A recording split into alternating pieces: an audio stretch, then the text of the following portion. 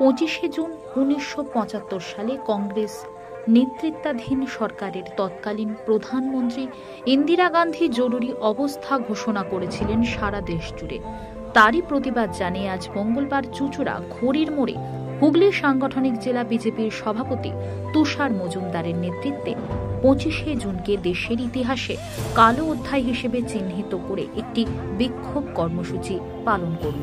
দেখুন বিস্তারিত।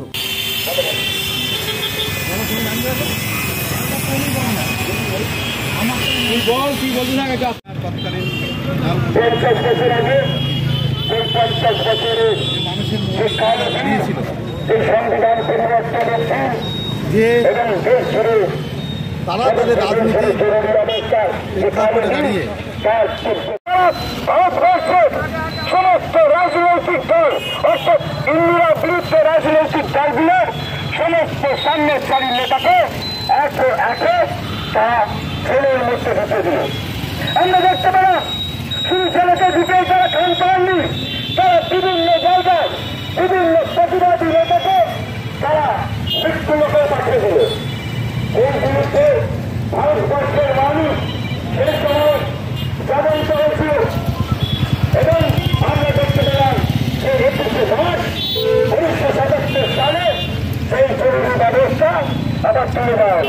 আমরা জরুরি ব্যবস্থার মধ্যে দিয়ে দেখতে পেলাম যে ভারতবর্ষের যে সংবিধান ছিল সেই সংবিধানের মধ্যে এই সংবিধান অর্থাৎ বি.আর. আম্বেদকর রচিত যে সংবিধান 1947 সালে ভারতবর্ষের মাটিতে লাগে হয়েছিল সেই সংবিধানের আমল পরিবর্তন করল। আজকে দেশের বামপন্থীর উদ্যোগী রামপন্থী গায়করা, বামপন্থী নেতারা এবং জাতীয় কংগ্রেসের বিভিন্ন নেতারা যে সংবিধানের কথা বলে তা আমরা দেখতে পেলাম গতকালকে বলে ভারতবর্ষের রাজনৈতিক ইতিহাসে যে অবস্থা চলে দিন ভুলছে না, ভুলব না। বন্দে মাতরম, বন্দে মাতরম। জেলা সভাপতি তুষার মজুমদারের নেতৃত্বে গাড়ি জেলা জুড়ে জেলা সভাপতি নিচে থেকে তাপ না উঠছে বন্দে